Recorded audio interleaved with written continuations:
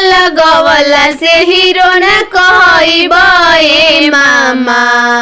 चश्मा लगवला से हीरो न कहइबे मामा। आके ही मिली घोटावे मामा। आके ही मिली घोटावे मामा। आके ही मिली घोटावे मामा। के पोलौआ से ही मिली घोटावे मामा। आम के पोलौआ से ही मिली घोटावे मामा। आपन माड़वा में आवे मामा।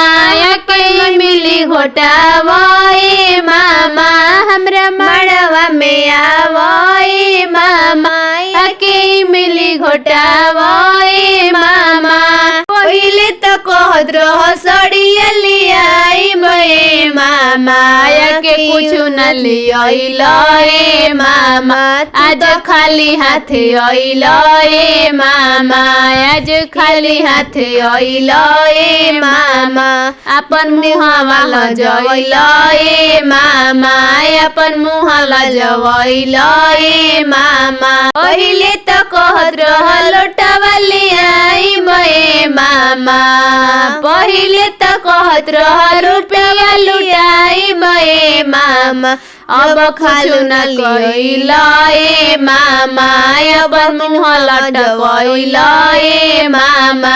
अब खाली हाथे अइले मामा। हमसे लइले मामा। साड़ी जय पुरिया हो। कहवा से लइले मामा। साड़ी जय पुरिया हो। अपना बहिनिया के इमली घोटैला हो।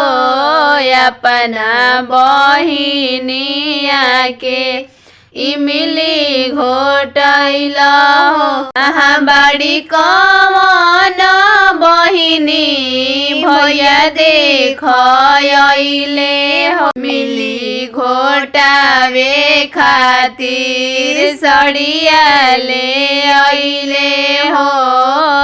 मिली घोटावे खातिर सड़िया ले अइले हो। अमकी पोलौआ से मिली घोटिया हो। इमली घोटा के मामा मने मुसु कइले हो।